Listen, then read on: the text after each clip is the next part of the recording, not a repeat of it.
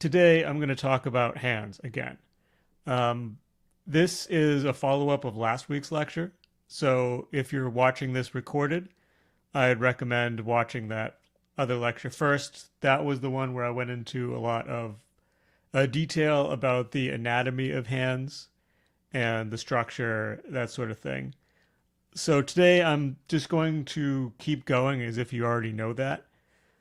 And today I want to try something a little different. I want to focus more on doing demos than on explaining theory. Though I'll talk about theory a bit while I'm doing demos.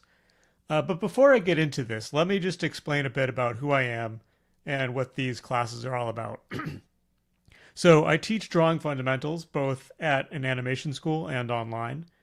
And when I teach online, I'm trying to recreate the classroom experience the best I can. So that's what these classes are all about. Um, I've made YouTube videos and I have a book. Those are both available. The book's available for free with the link in the description. But to me, that's not really the full class experience.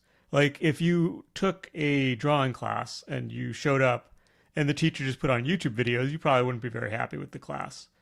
So these free classes are me trying to replicate that class experience online in a free format as best I can. Um, and what I mean by that is that these give me the chance to slow down and not have to like try to keep people's attention all the time like in a YouTube video. And it also gives me the chance to be more interactive because that's a big part of teaching. It's not just me giving information to you; it's you telling me about your experiences and your ideas as well, so I can cater what I'm doing to how the best way to get this information to reach you, and try to answer your questions and solve your problems instead of me just monologuing. So I want these to be interactive. So if you have anything to say, just go ahead and say it. In a real life classroom, I have social cues because I can see people's faces, so I know when people want to talk or they're confused. Online, I don't have that. So if you do want to talk, just interrupt me. Don't worry about being rude. It's fine. Um, if you are on YouTube or you don't want to put your microphone on, you can type in the chat and I'll respond there. Yeah, so let's talk about hands. Uh, well, I'm not going to talk about hands. I'll talk a little bit, but I'm mostly going to demo drawing hands. I'll do a really quick recap. So, carpus, metacarpals, phalanges, um, and then there's fat pads on top of the muscle. Do I still have the ones with the muscle? No. Okay, I'll draw that again. And there's some visible muscles on the hand as well that I'll be pointing out as I draw them. There is the first dorsal interosseous is here. The thenar eminence is here, and that's three muscles, but you can't see the difference between them, the definition between them, so it's just one bulge. Hypothenar eminence is here. And I don't remember what this one's called. Transverse something. That's there on the palm. So let's draw some hands. I got this big folder of hand reference. And I'm just going to start picking them.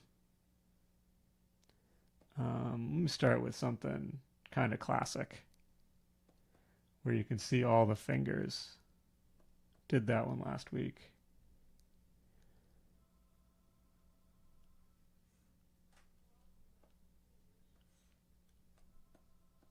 Where are these extra ones? Oh, here we go. There we go. I'll start with this one. And I'll move this over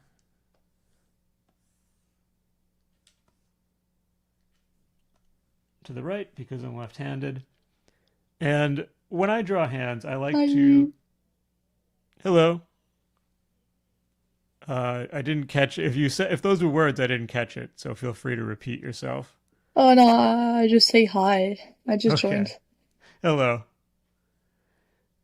Yeah, just making sure I wasn't missing any questions or anything.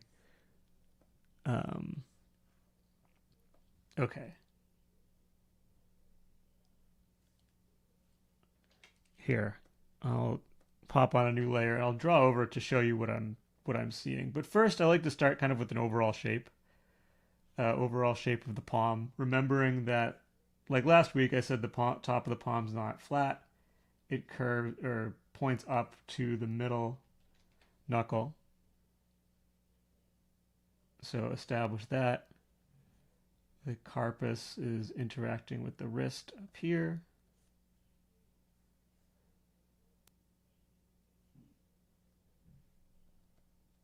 I'm just trying to place everything like a gesture.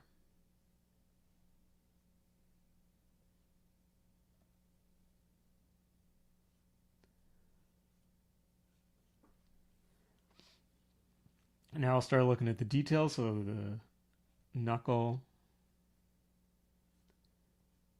and the tendon.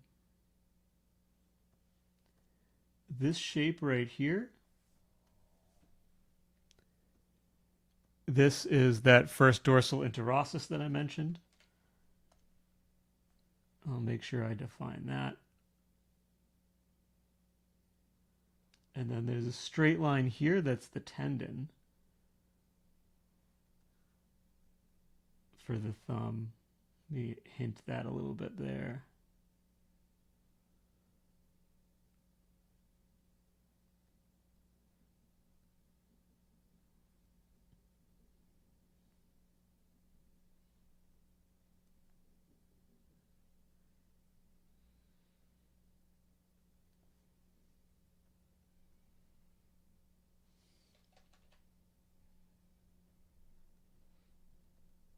These little wrinkles on the top of the knuckles, I really like how you can use them to show the perspective of the fingers.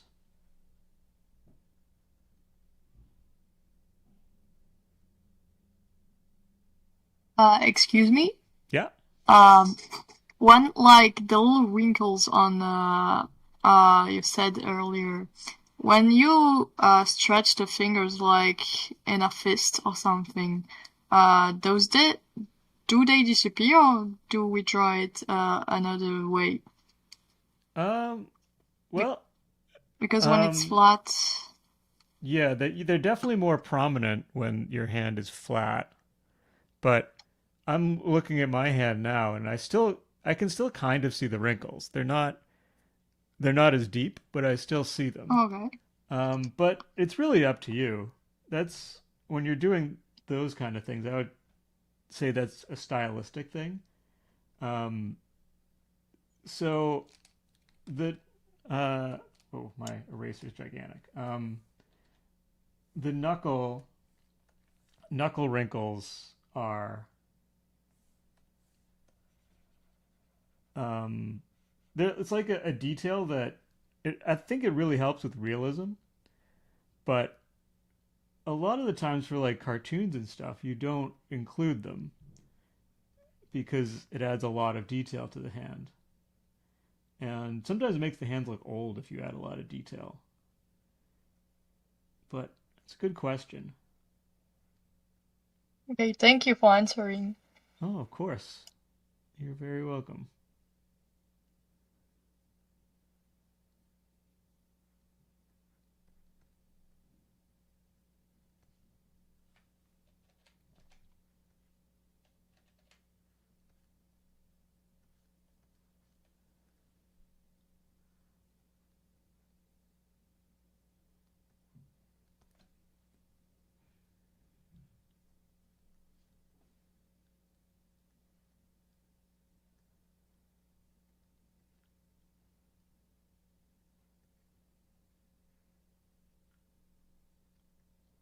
And I'd say the exact same thing with the fingernails.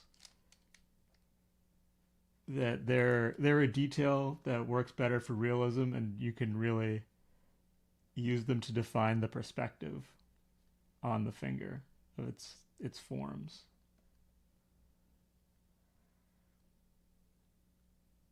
I feel like this middle knuckle is too short. Yeah.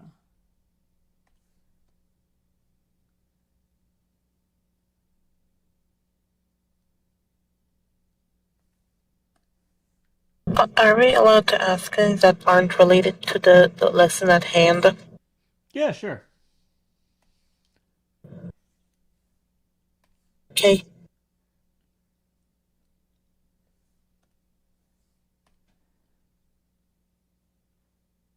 Yeah, keeping those proportions.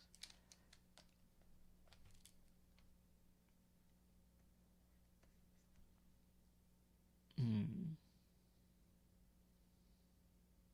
The angle might be a little different than in the reference, but I think I'm just going to keep it like that.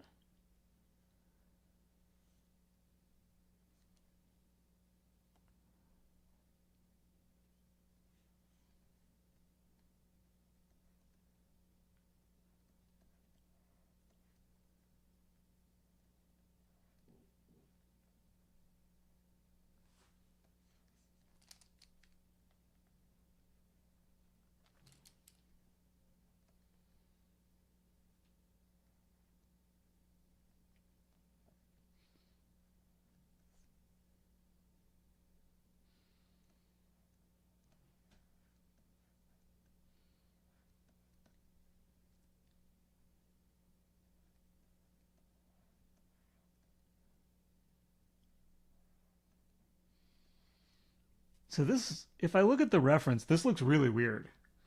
I'm not sure exactly what's going on, but it looks like maybe it's the perspective. It looks like there's not enough knuckles. I mean, I'm sure there are. This person probably has all their knuckles on the little It, finger, but you can't see them clearly. it's very foreshortened. It's like Yeah. going deeper. Yeah. I think it's straight. I think it's straight too, but I don't like it. I don't think it looks good. So I'm going to just modify it a little bit to make that foreshortening a bit clearer. And I'll do that by changing the angle and maybe have it foreshorten a little bit less. Um, this is kind of advanced to just like I'm essentially drawing this finger from imagination, but I bring this up, well, one, because I'm drawing something different from the reference, so I should explain it. But also, it's kind of a point that I think is important is that you don't have to copy the reference exactly. Sometimes, if you don't like the way it looks, change it, make it look better. We're not we're not cameras. We have that ability. It's hard to do, especially when you're starting out, but if you can, then I would say go for it. And for my challenge, so if you're watching on YouTube, this is part of a challenge on the Discord group to do 30 hands this month. I'm up to 25 now. Finish the challenge on stream. Okay. I guess I can leave that on while I find the next reference. So I took some of them are from photos, but a lot of the reference that I have is from painting and sculpture. And the reason I did that is because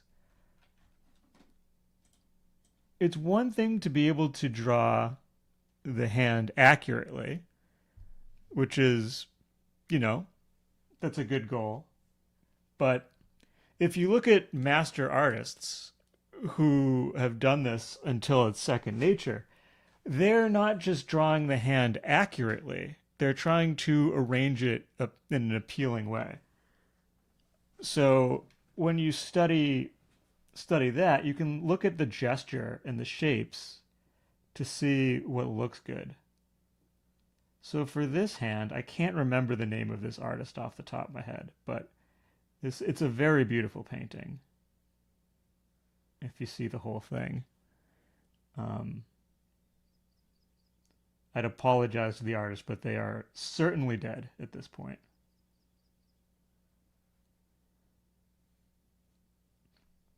But you see, it has such a graceful flow to it that, for the most part, it has this pretty simple shape, but a little bit of variety.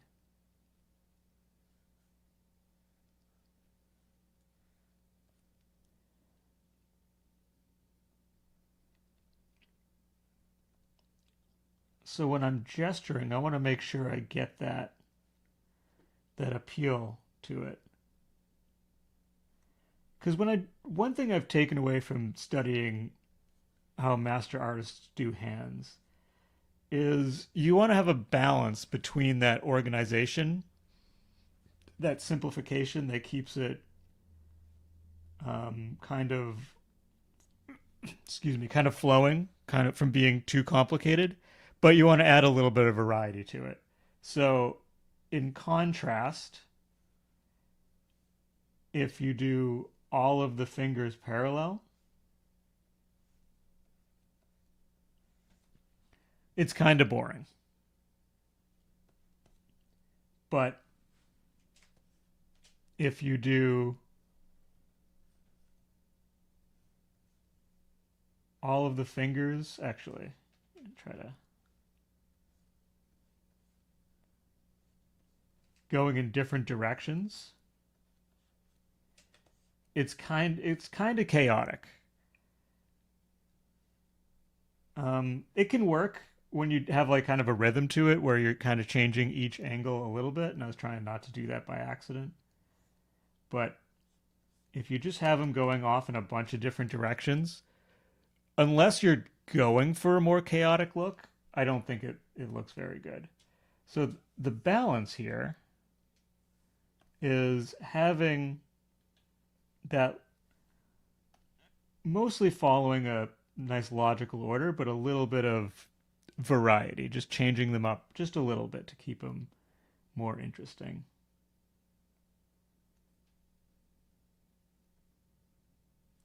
And for this one, I'm going to put less detail in this hand than I did in the last one, because this is a woman's hand, and I think it makes them look more feminine when you include less detail.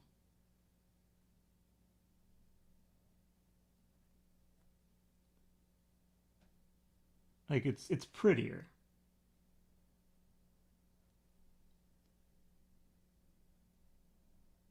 And they're also more slender in the fingers in general.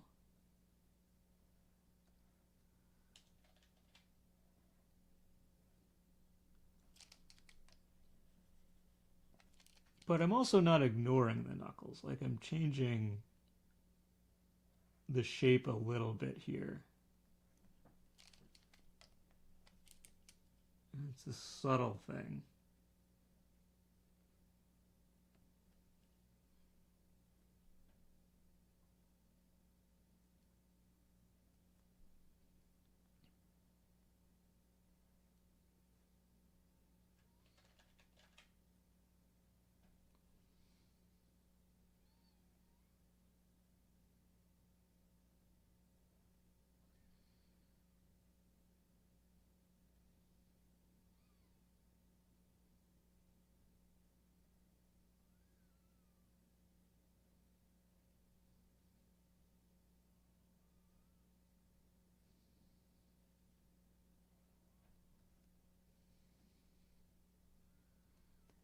And then you can see the little webbing of skin between the fingers.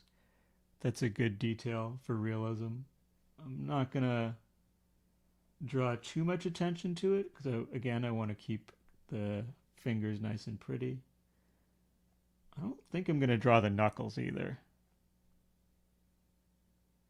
Or the knuckles on the palm. They're hinted at in the painting, but I don't.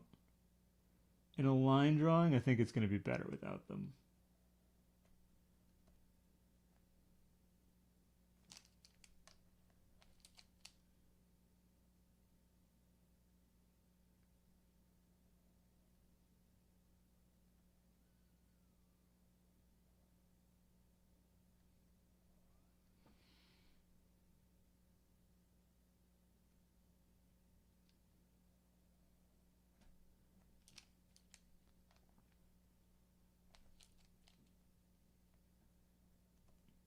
So one thing I just did that you wouldn't necessarily be able to see is when I was drawing this finger, I was thinking about its proportions as well.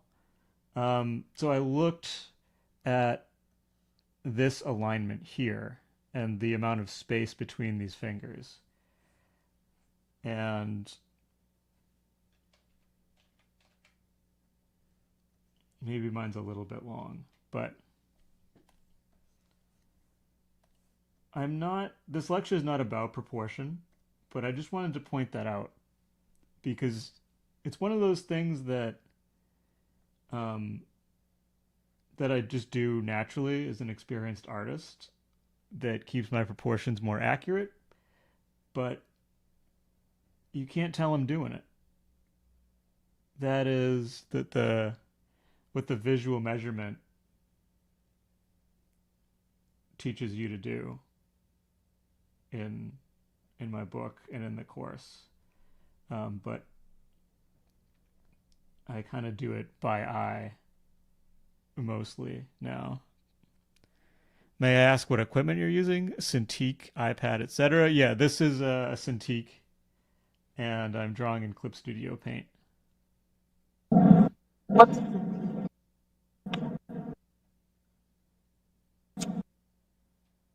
I do not know what a Cintiq is. They're spelled like this, so you can look it up. It's a Wacom drawing tablet, and they're fantastic. They're the most expensive, but it's worth it. I've used other drawing tablets; they don't compare. They also like last forever. This one I bought used, I think in 2022, 2023 maybe. So this thing's probably 6 or 7 years old at least, possibly older, and it's still working great. And because they last forever, you can buy them used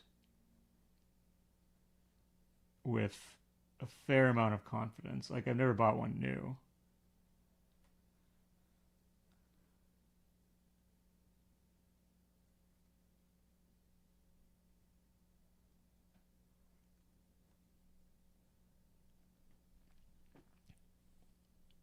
Do you think a handguard for the screen is necessary for digital art via monitor tablets?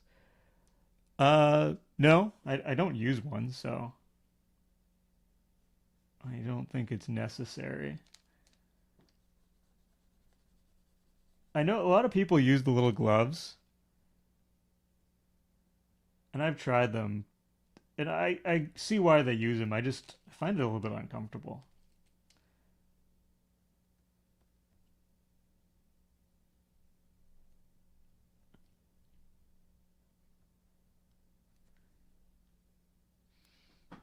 Okay, let's move on to some sculpture.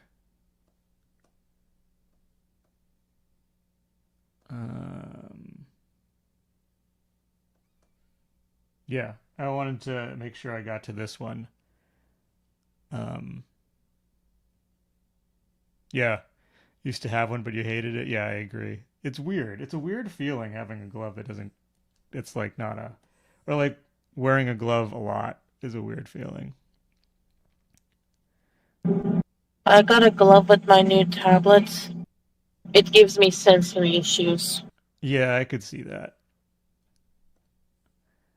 Okay, so this again, I'm kind of embarrassed I don't remember the artist's name off the top of my head, but this sculpture is called Ulongino and Sons. It's a depiction of a scene from Dante's Inferno.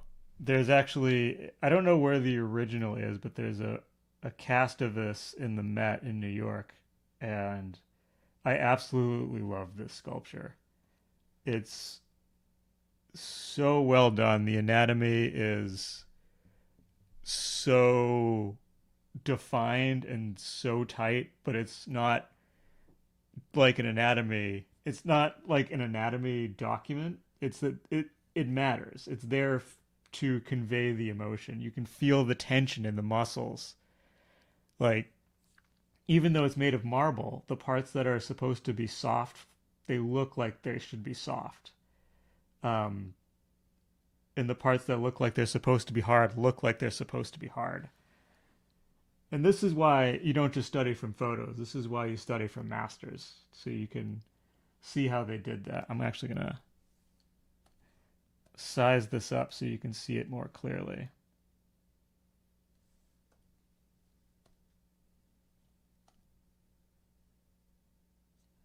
Guess I'll size up my drawing too. Just want to make sure I have room for that other hand.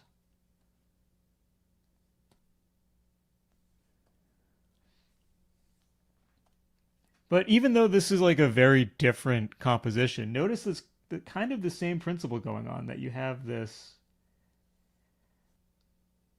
overall shape and then a little bit of variation to it to keep it interesting.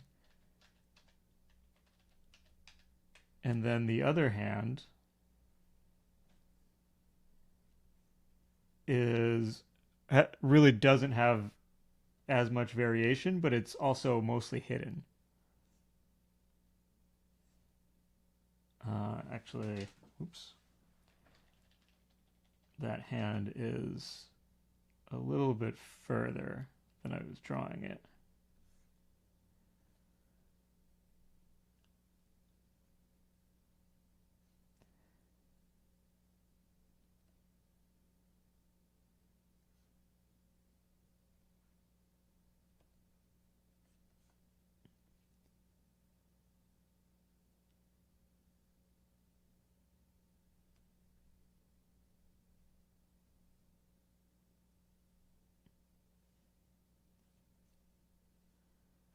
So right now, this might not look like anything. I don't know. Because I see what is going to be there, but this might just look like a bunch of random lines to everybody else. But I'm kind of figuring this stuff out.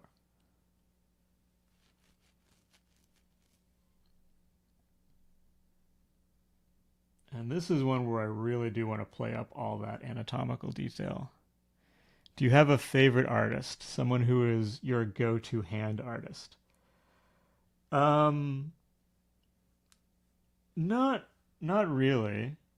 Um, I did post in the art inspiration channel, which is new, so if you don't see it, you might have to like go into the Discord thing. Rio Skywalker, he does really nice hands. That's someone who comes to mind right away.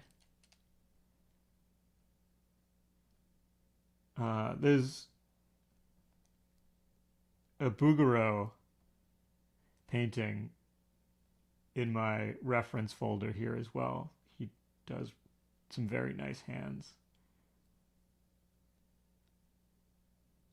Caravaggio, another one I can think of off the top of my head. But yeah, like all of those classical Renaissance or like French Academy era artists, the famous ones, they all do anatomy really, really well. And they're all like kind of using the same ideas. Obviously to varying levels of success, but the stuff I'm talking about here, like having the hands starting with the simple shape, but adding some variation and stuff. Like this, none of this stuff is my ideas. This is all classical stuff.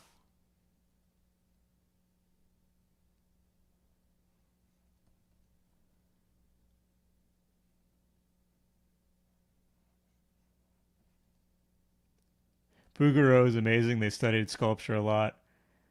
I like an artist named Elisa Inova. Yeah, I do. I really like her stuff too.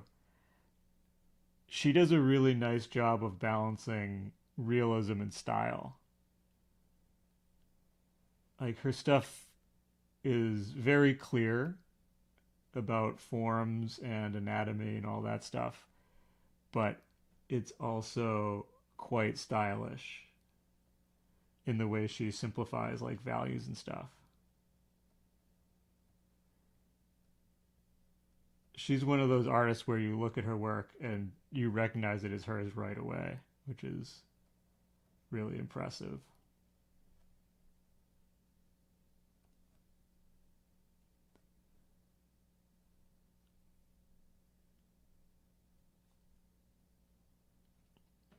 Oh, I just realized I didn't label my last hand. Ah, whatever, I'll do it later.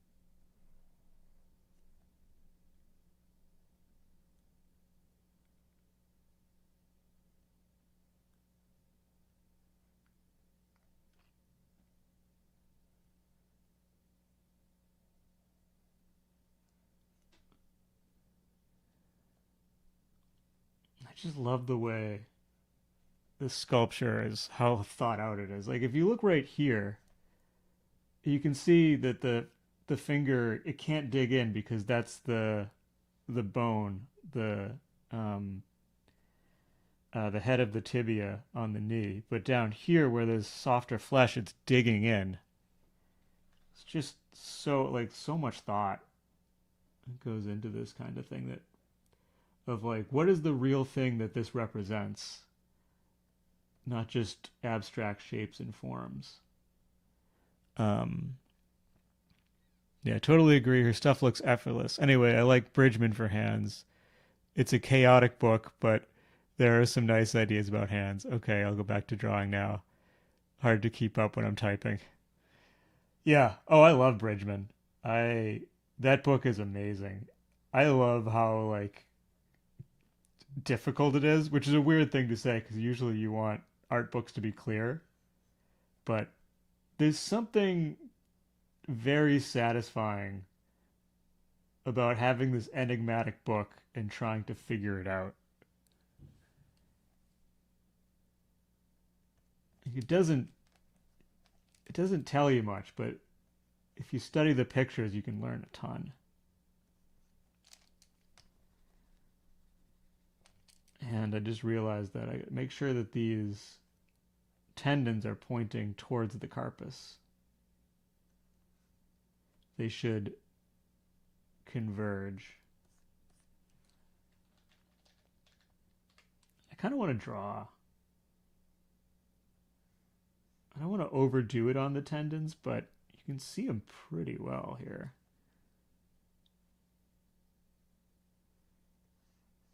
I like the overlap here. That's a detail that I think is going to really sell the forms if I include that.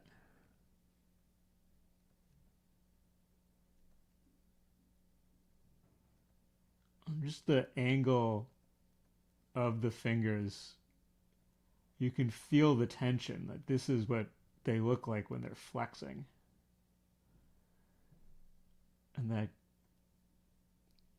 the hands are gripping this leg. desperately gripping this leg.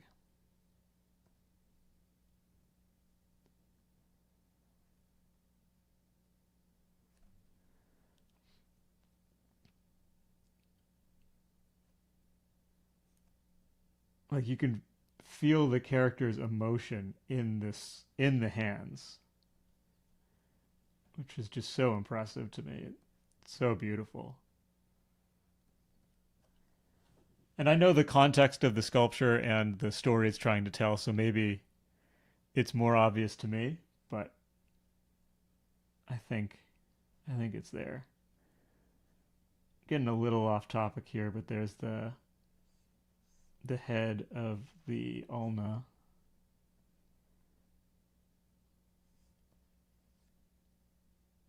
And the flexors,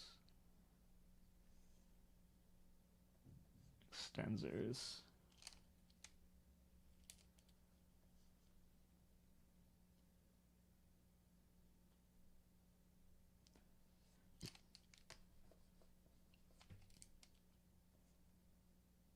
I don't want to get into all the forearm muscles though.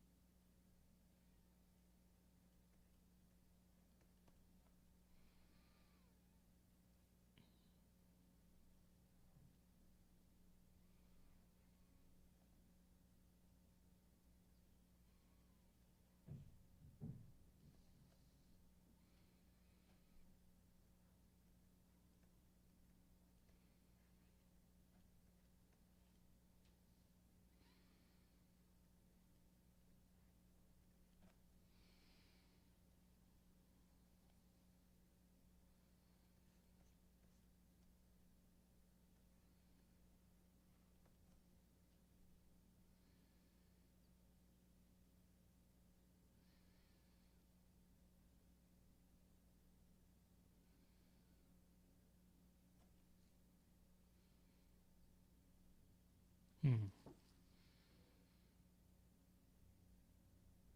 My angle's a bit off.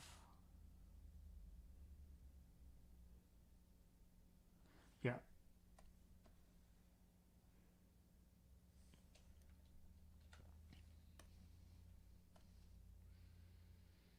I noticed that this distance was wrong, and then I could tell that the rest of it was a bit off.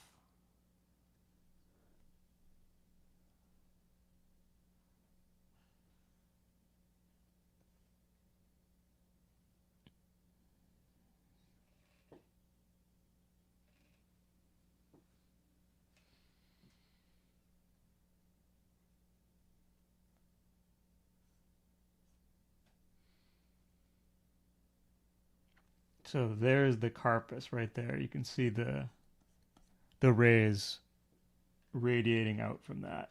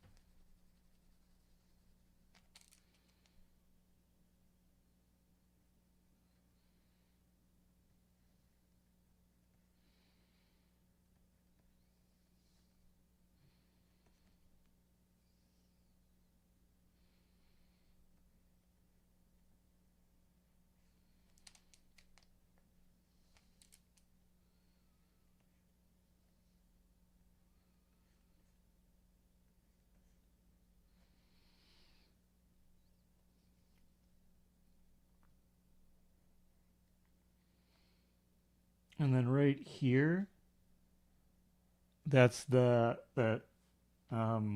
interosseous, the first dorsal interosseous that I was talking about.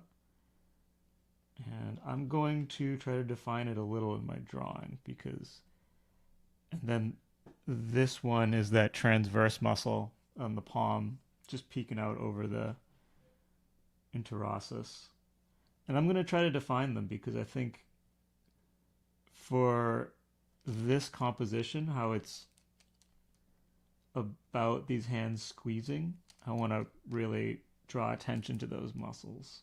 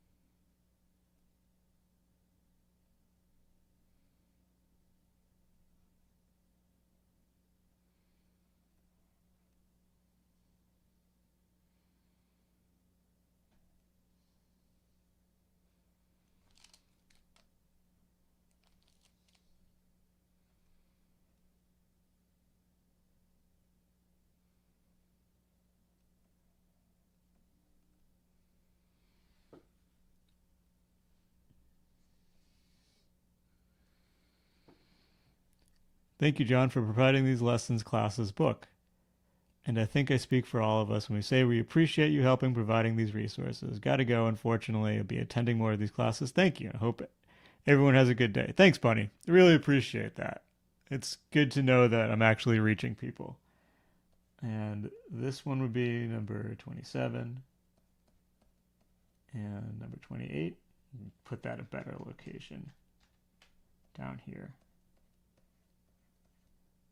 And I should find the other one, number 26. But there's 25.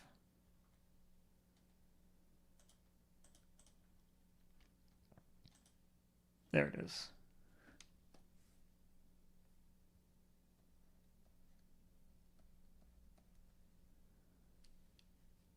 Okay, I think I got time for one more before we wrap, so we'll not complete the challenge today. Let's see.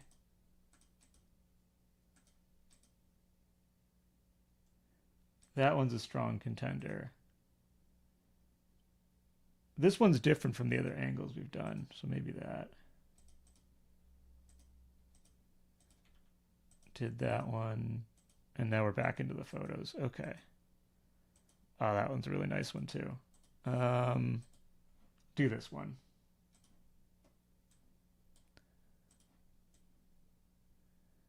I don't know who the artist is for this one.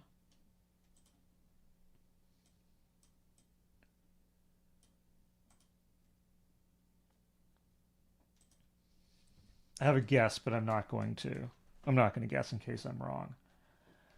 And I can't remember the name. It's just like a contemporary Italian figurative painter.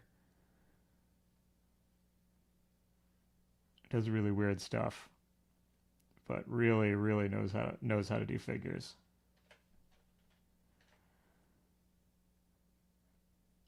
So as I'm talking, or as I'm doing this, I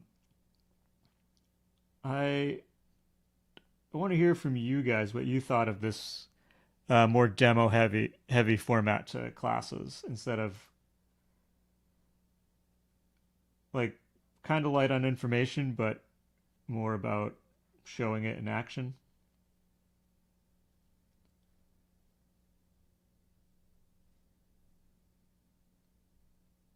I mean, I like it. You like it?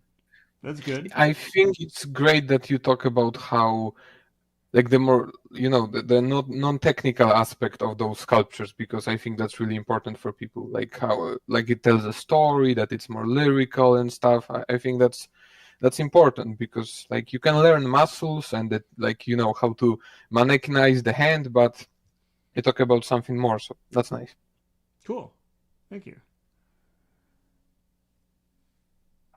Personally, I don't think I've seen enough classes to say this one is better than another, but I really liked it. Like, we can see the whole process, etc. But I don't think I've seen enough class to say so. Oh, still, I mean, the fact that you like this, I appreciate that. That is very helpful too. I think I am going to do more of these demo heavy ones in the future. I'll try to mix it up so I do some theory stuff as well. Um, or maybe like try to alternate so that the theory or the demos line up more with the theory. But I enjoy this more personally than just talking for an hour. Um, and there's less prep involved too, which makes it easier. Love when people nerd out about art. Just draw along, keep. Yeah, I agree. It's fun to just nerd out about this stuff too. Um, yeah, all right. I'll do more like this. And it's hard to do a lot of theory every time because there's only so much theory. And I want these to be accessible, so I don't want to just jump right into advanced stuff.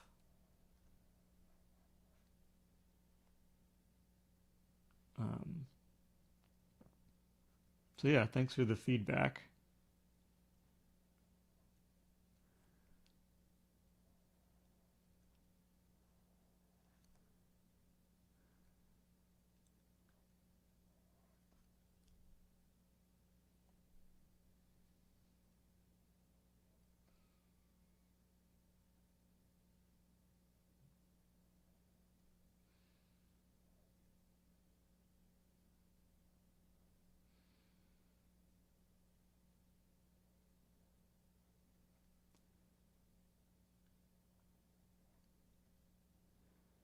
I like the shape of the thumb. I think I'm exaggerating it a bit, how it like comes out and then goes into the point.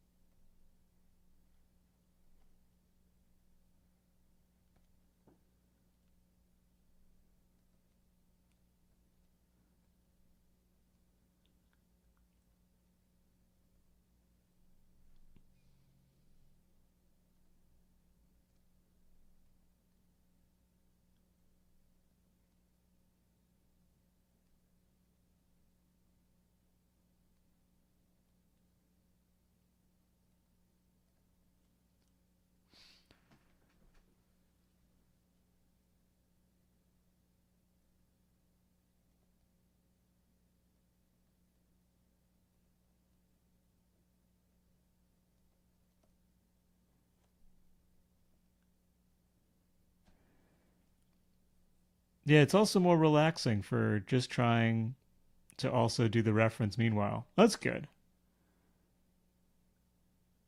Yeah, you don't always have to learn as much theory.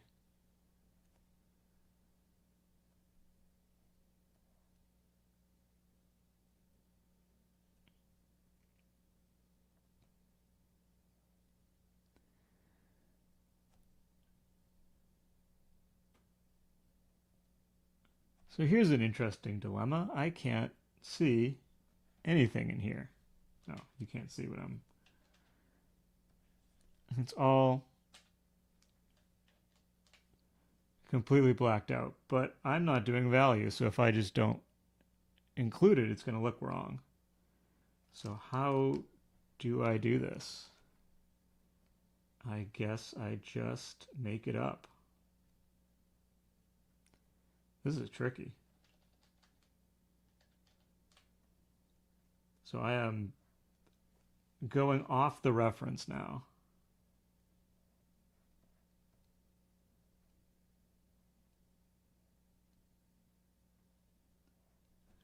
And it is not working.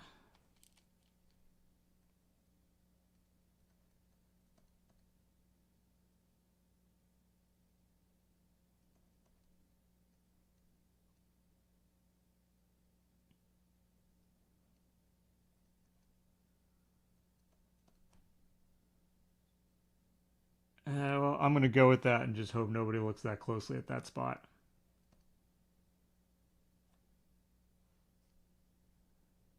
And then, yeah, interosseous is here. The transverse, whatever muscle. Really should just learn the name of that or memorize the name of that, but that's there.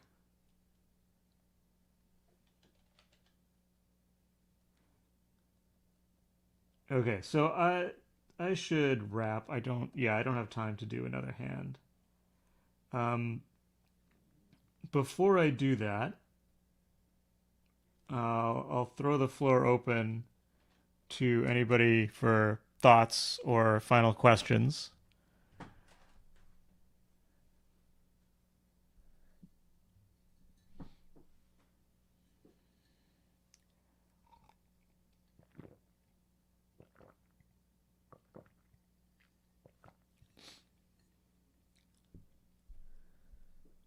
Yeah, maybe I ask like, what are the most important parts to exaggerate in a hand? Like, I like to do what you did with the thumb. I do the same thing, but maybe you have some other like parts that you like to exaggerate. Yeah, I think for me it really depends on what I'm doing with the hand. Like why, like compositionally. Um, like when we were drawing the pretty woman hand, I wouldn't want to exaggerate the knuckles. But if I was doing a man throwing a fist, then I would. Um, One thing I like to do is to kind of square off fingertips, almost as if they're like kind of like rounded blocks. I think it defines the form a bit better. Again, it depends. Yeah. I like if it was a pretty woman's fingertips, I would keep them more like tapered than rounded. But yeah, that's one. Yeah, I agree. Thank you. That squared fingers are like Bridgman, classic Bridgman, to Yeah. square things out a little. And with women's fingers, like it's good to add a nail. Like that's always differentiates the men and female fingers. Yeah, you could do that. It's the nails are one of those things where it depends on the scale. Oh yeah, Um, true. like if it's all of these hand drawings I'm doing where the hand is the drawing, but if it's if it's a full figure and the hand's not that big, adding the nail might add too much detail that True, pulls yeah. attention away from where I want in the composition. Yeah, really no hard and fast rule to any of this stuff. It's always the rule of cool is the most important rule in art. Make it look good. Make it look the way you think looks cool. Everything else is in service of that. That's a nice sentence to wrap on. So I'll do my plugs real quick before we go. Um, there's a book that you can download for free. Link is in the description. If you're on the Discord, it's in the official resources section. If you're watching on YouTube and you're not in the Discord yet, we'd love to have you. There should be a link in the description for that as well. Then you can come on to the live stream and talk on the mic too, and it's a big party. We have a great crew of artists on the Discord who are working on their craft and motivating each other. There's lots of resources. I'm really, really happy with the community that we built. We got some great people. There is a free course that you can find. A link is in the description of that as well. That is a 10-week drawing basics course that teaches observational drawing skills and provides an example of effective study habits to help you learn to study. If you're starting out drawing and you don't really know what to do, that's a great way to start. Or if you feel stuck, like you're doing tutorials and they're not really helping you, then learning how to study the way you would do it in art school is going to get you going in the right way. So you'll actually make progress instead of just spinning your wheels in a bunch of tutorials. And lastly, if you want one-on-one feedback and one-on-one lessons. I have mentorship available. The link for that is in the description as well. I charge by the hour. I think my rates are reasonable, and the students I have, they get better. So thanks for coming out. This has been a lot of fun, and we do this every Wednesday at 10 a.m. Pacific Standard Time, minus 8 UTC. Hopefully, I'll see you on the next one. Bye, everybody. Thank you. Goodbye. Bye. Bye. Thank you so much.